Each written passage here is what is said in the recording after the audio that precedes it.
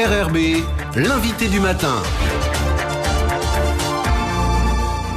Et ce matin, nous sommes avec Morgane Manjas. Bonjour. Oui, bonjour. Vous êtes docteur en mathématiques, directeur de recherche à l'IRD et spécialiste en modélisation épidémique. Concrètement, c'est quoi votre travail en ce moment avec cette épidémie de Covid-19 ? Alors avec l'Institut Pasteur et quelques étudiants, on est en train d'essayer de comprendre les dynamiques, comprendre les évolutions. C'est un travail difficile parce qu'en Calédonie, on est sur un territoire hétérogène et les dynamiques, quand on est en début d'épidémie, en fait, c'était toujours un peu compliqué, on avait besoin de données. Maintenant que les données sont consolidées, ça commence à aller mieux et on arrive à avoir un modèle par équation différentielle qui fonctionne. Donc concrètement, vous avez un modèle calédonien pour savoir ce qui pourrait se passer dans les mois qui viennent en fonction de différents paramètres ? Oui, tout à fait. Alors le modèle en lui-même, c'est un modèle qui est utilisé de manière internationale, qui est un modèle qu'on appelle à compartiment et qui permet de définir toute la chaîne en fait de la personne qui tombe malade, qui est ce qu'on appelle exposée au virus, jusqu'à les morts ou ceux qui arrivent en réa. Et effectivement, ce modèle en fait a un certain nombre de paramètres qui sont soit adaptés au niveau international, soit qui dépendent des données qu'on a recueillies à Wallis-et-Futuna ou en Polynésie française, qui sont des pays assez proches des nôtres, et soit carrément qui sont déduits en fait de la situation calédonienne, notamment au niveau des comorbidités. Oui, justement, l'état de santé de la population, ça c'est aussi un facteur important, notamment pour la saturation des hôpitaux et les décès. Oui, clairement. D'ailleurs, ça a été une surprise. Le peuple calédonien, on le savait fragile, mais pas forcément à ce point-là. Il est particulièrement sensible en fait au Covid, clairement. Vous avez travaillé avant l'introduction du virus, justement, sur des modélisations. Vous vous attendiez à ce que ça aille aussi vite ? En fait, oui, ça fait 1 an et demi qu'on travaille depuis l'introduction en fait du virus. Et à l'époque, on avait fait des modèles d'introduction qui étaient virtuels pour le coup. Et clairement, le modèle, le pire des scénarios, c'était une détection tardive d'une personne qui arrivait par exemple à l'hôpital avec un Covid sévère. Donc, ça voulait dire que beaucoup de personnes étaient atteintes du virus. Et malheureusement, ça s'est produit et on a été surpris donc de la vitesse à laquelle ça s'est répandu sur le territoire. Donc vous arrivez à prédire l'avenir entre guillemets. Est-ce que vous avez pu revenir en arrière, savoir justement, vous parlez d'une détection tardive de cette maladie, vous savez la dater à peu près aujourd'hui sur le territoire ? Ouais, elle est aux alentours du 15 août. Alors c'est à quelques jours près, c'est assez compliqué.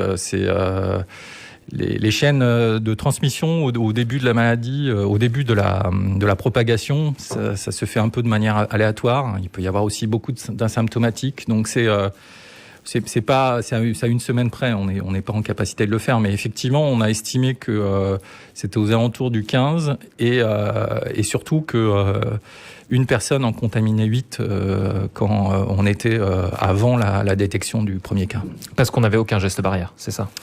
Parce que exactement, on n'avait aucun geste barrière, parce que c'était des saisons où il y avait des grands rassemblements, parce que effectivement, on pensait que être à l'extérieur, la vie à l'extérieur protégeait, mais probablement qu'on a sous-estimé l'aspect communautaire en fait du mode de vie des Calédoniens, qui fait que effectivement, on a eu beaucoup de contamination avant les premières détections. Alors, très concrètement, comment vous travaillez ? Vous faites tourner un gros modèle mathématique et vous formulez plusieurs hypothèses à la suite de ça en faisant varier différents paramètres. On peut penser à la vaccination, aux décisions politiques aussi. Un confinement, je suppose qu'un malade contamine moins de personnes, etc. Oui, tout à fait. Alors d'abord, on le calibre, on appelle ça comme ça, c'est-à-dire qu'il y a un certain nombre de paramètres qu'on peut adapter pour coller aux données d'observation. Donc les données d'observation les plus fiables, c'est les données de l'hôpital. Donc on travaille essentiellement sur les arrivées en urgence, ceux qui sont admis aux urgences, le nombre donc par jour, et puis ensuite le nombre de lits d'occupation en réa, le nombre de personnes hospitalisées. Et puis maintenant, on a des données sur l'incidence aussi qui nous permettent de caler ce modèle. Une fois qu'on a calé ce modèle, on est en capacité de faire ce qu'on appelle des scénarios, c'est-à-dire on change des paramètres. On dit si par exemple le comportement des Calédoniens est plutôt discipliné au niveau du confinement adapté. À ce moment-là, on va avoir un taux de reproduction qui va être relativement faible. Et si le rythme de vaccination continue, alors à ce moment-là, on va aussi avoir beaucoup plus de personnes qui vont arriver protégées dans la population. Et tous ces éléments, en fait, on les compte pour comprendre la dynamique et savoir en quoi ça peut influencer en fait à la hausse ou à la baisse le nombre de cas.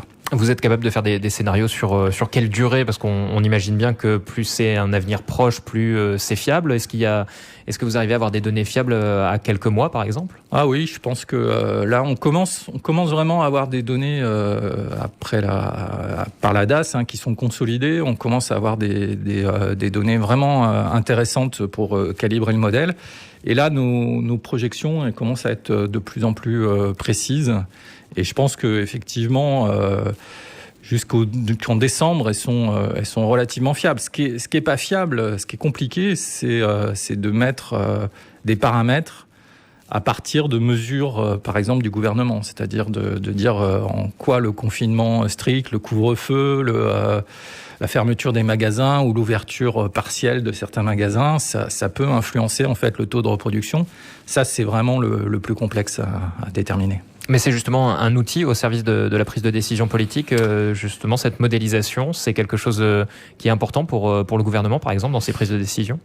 Oui, ça a été utilisé dès le départ et ça fait partie de l'ensemble des outils qui sont mis à disposition du gouvernement pour essayer de comprendre la situation et de l'analyser.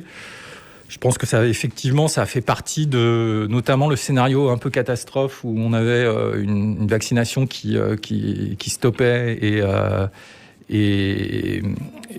une ouverture en fait importante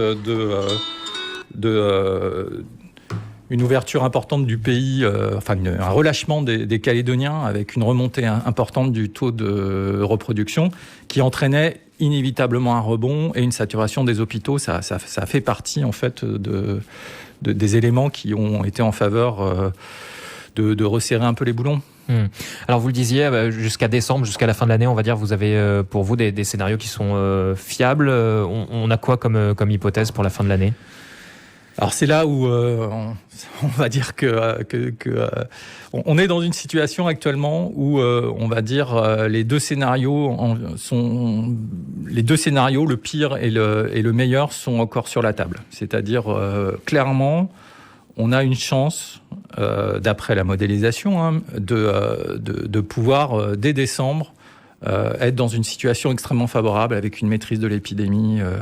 Ça, c'est un scénario où on arrive à 85% de personnes vaccinées et où, effectivement, on a réussi à faire en sorte que le taux de reproduction soit inférieur à 2. Donc, une personne n'en contamine que 2 et que le rythme de vaccination reste soutenu. À ce moment-là, on est sur plutôt une très bonne trajectoire. C'est-à-dire qu'on aurait un taux d'incidence de combien à cette période-là ? De moins de 50. Donc une vie normale, finalement. Une vie quasi normale, comme on peut le voir en France maintenant, où ils enlèvent les masques et ils rouvrent l'ensemble des magasins.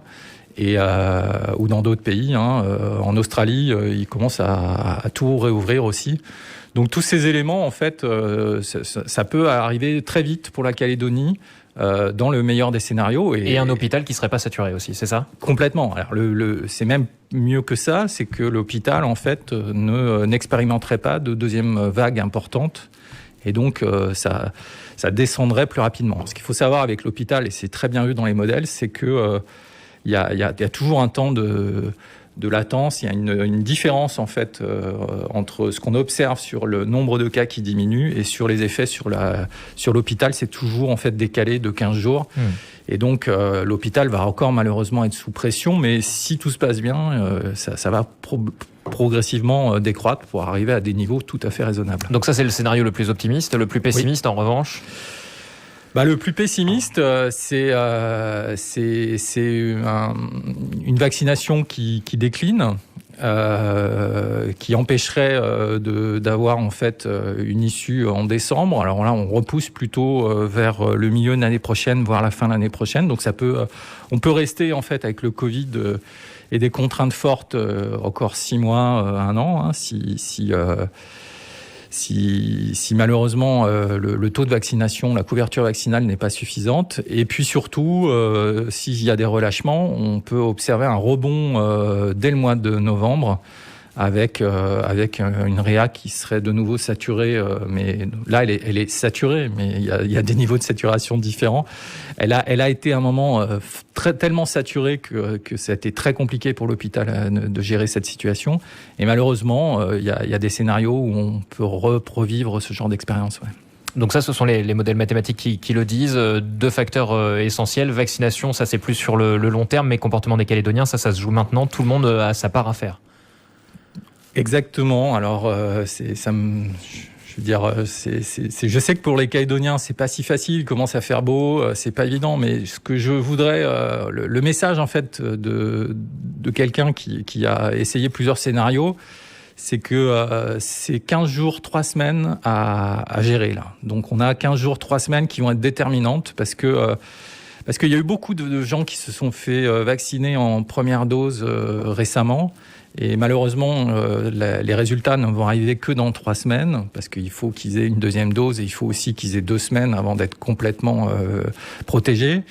Donc en fait, ces 3 semaines sont vraiment déterminantes et peuvent vraiment permettre d'avoir une vraie différence sur le taux d'incidence. Le gouvernement a dit plusieurs fois que le retour à une situation vraiment Covid-free était impossible. C'est ce que disent les modèles également ? Pas vraiment en fait, et pas vraiment. Je pense que, en tout cas dans certaines zones, j'entendais là les îles, peut-être que pour elles, il pourrait y avoir un intérêt à devenir des zones Covid-free. Je pense que, inévitablement, tous les pays qui ont eu du Delta et dans les proportions qu'on a vécues, ils ont eu beaucoup de difficultés pour redevenir Covid-free. On l'a vu en Nouvelle-Zélande ou en Australie, et avec beaucoup de moyens et des confinements stricts pendant des mois, des longs mois et des longues semaines. Donc, effectivement, je pense que éradiquer complètement le virus sur le territoire, ça va être peut-être difficile à court terme. Mais en tout cas, le ramener à des niveaux très faibles, voire avoir des zones en Covid-free, je pense que c'est un objectif atteignable. Et un virus qui circulerait à bas bruit, comme on a dit par le passé, ça c'est quelque chose qui serait encore à surveiller en cas de... Pourrait y avoir des flambées régulières, ça c'est... Non, pas si les gens sont vaccinés. Alors après, il y a une inconnue, c'est la durée du vaccin dans le temps. On sait qu'au bout de 6 mois, les anticorps commencent à diminuer, que peut-être faire une 3e dose, en particulier pour les personnes immunodéprimées ou pour les personnes âgées, c'est vraiment quelque chose d'intéressant. Donc après, ça va être un jeu un peu comme la dingue entre le taux d'immunité de la population, les introductions, la circulation à bas bruit. Mais ce qu'il faut avoir en tête, c'est que c'est pas non plus dramatique si on en arrive à des niveaux comme ça. C'est-à-dire, ça deviendra effectivement une maladie un peu comme une autre, où il y aura quelques morts de temps en temps, avec effectivement des petites flambées. Mais si les personnes sont protégées, immunisées, soit naturellement parce qu'ils ont attrapé la Covid, soit parce qu'ils sont vaccinés, on arrivera à gérer ça sans trop de problèmes au niveau du système de santé. Est-ce que c'est une maladie différente dans sa surveillance, le fait que ce soit le variant Delta qui soit extrêmement contagieux? Est-ce que la Covid, c'est différent pour vous quand vous faites tourner des modèles mathématiques par rapport aux autres maladies que vous pouvez suivre sur le territoire? Ah oui, c'est clairement différent. C'est au niveau de la contagiosité, du développement, du fait que les personnes on était sur une population complètement naïve, on appelle ça, c'est-à-dire non immunisée. Et puis la contagiosité à 8, c'est plus... En fait, c'est beaucoup plus que... par exemple, si on compare à la grippe, c'est x10 dans quasiment tout. Au niveau de la létalité, au niveau de la contagiosité, au niveau... alors, c'est pas complètement 10, mais il faut avoir ça en tête. Et donc, évidemment, si on laissait courir la maladie sans rien faire, on aurait vraiment des dégâts. C'est-à-dire que... En Polynésie, ils ont eu plus de 350 ou aux alentours de 350% de mortalité en plus. Mais ici, en Calédonie, ce sont des choses qu'on peut largement dépasser si jamais on laissait courir complètement le virus. Mais selon vos modèles, il y a de l'espoir, quand même. Selon le modèle, il y a un espoir, il y a un vrai espoir. Et franchement, si c'est le cas, on serait un des pays qui s'en sortirait le mieux avec quelques mois de confinement et un peu d'effort. Et évidemment, il y a eu des morts, mais globalement, si on se compare à d'autres pays, on a vraiment cet espoir de pouvoir s'en tirer vraiment, vraiment beaucoup mieux que les autres. Et on rappelle que c'est maintenant que ça se passe. Et on rappelle que c'est les 2-3 prochaines semaines qui vont être déterminantes. Merci beaucoup Morgane Mangeat. Je rappelle que vous êtes directeur de recherche à l'IRD. On va terminer sur cette note d'optimisme. Merci beaucoup.